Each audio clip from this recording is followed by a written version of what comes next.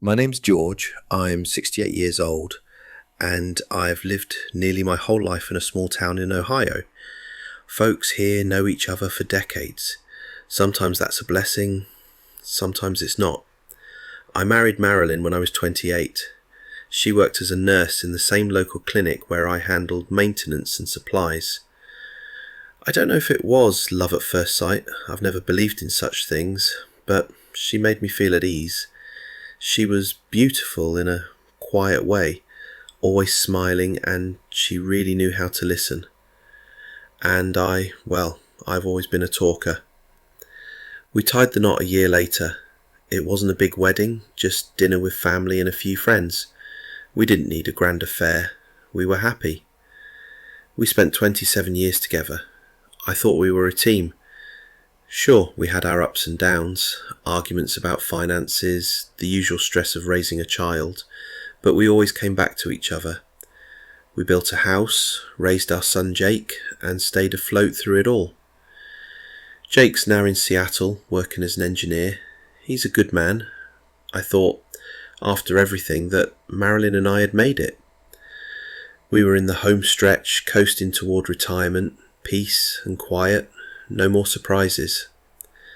I was wrong. It started with an odd Amazon receipt. We shared an account and I noticed a purchase I hadn't made. Perfume. Expensive perfume. The same kind I bought her for our 20th anniversary. At first I figured she'd just treated herself, but something felt off. She hadn't worn that scent in years. I asked her, half joking, "Back to the old perfume, huh?" She paused, just a second too long, and then smiled. "Oh, just a good deal. Might give it as a gift." I didn't say anything, but something inside me stirred. That night I couldn't sleep. It wasn't just the perfume, it was the little things. She started going out more. "Just meeting Linda for coffee," she'd say, or "Book club's running late tonight."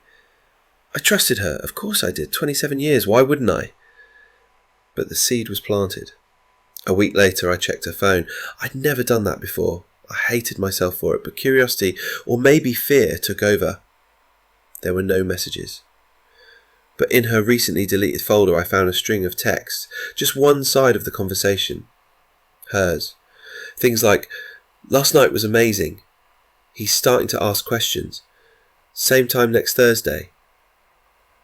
My heart dropped. I stared at the screen for what felt like hours. My hands were shaking. I remember whispering, No, this can't be."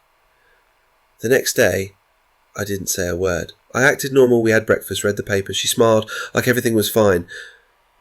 I felt like a ghost in my own home. I needed answers, not guesses, so I did something I'm not proud of. I followed her. The following Thursday, she left around 6:30, said it was her book club. I waited 10 minutes, then got in my truck and drove. I didn't even know where I was going, but my gut guided me. I spotted her car at a little out-of-the-way diner about 15 minutes from town.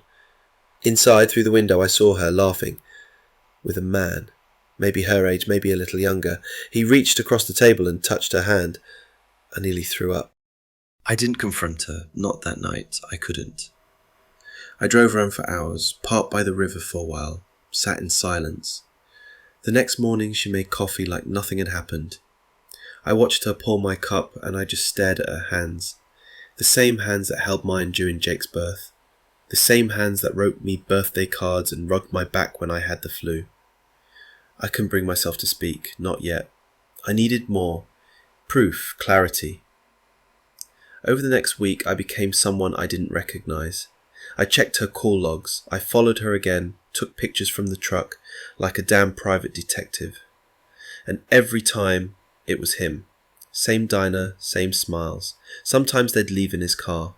One night she came home late, said her friend Linda had a crisis. I nodded, smiled, and kissed her on the forehead. Inside, I was breaking. Eventually, I decided I had to talk to her. I didn't want to fight. I didn't want yelling. I wanted the truth. Quiet, honest truth.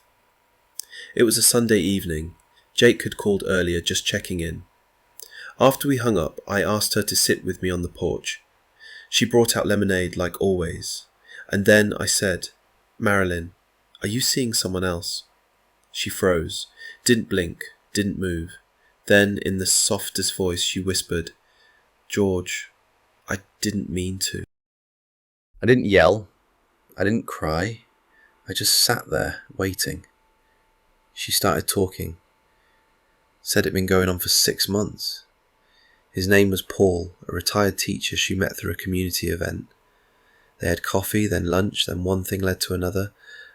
I didn't go looking for it, she said. It just happened. I wanted to scream. How does something like this just happen after 27 years?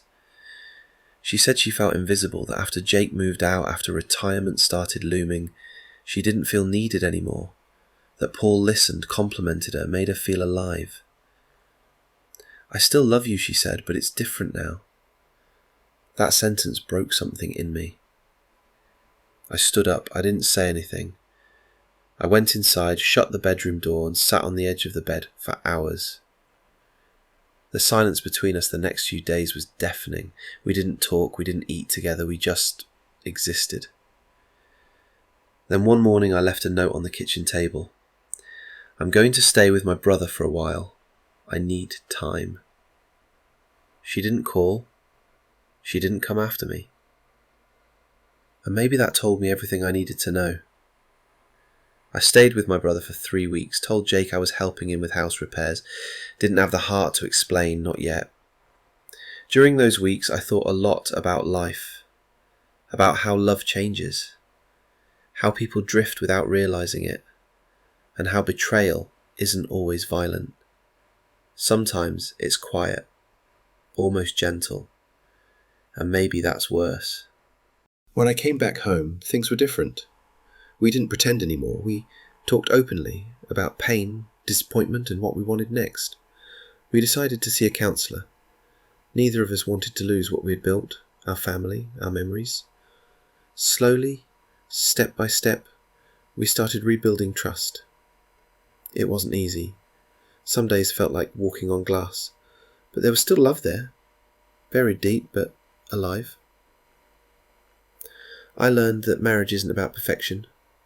It's about commitment, forgiveness, and sometimes painful honesty. I don't know what the future holds, but I do know this. Even after the deepest wounds, there can be healing.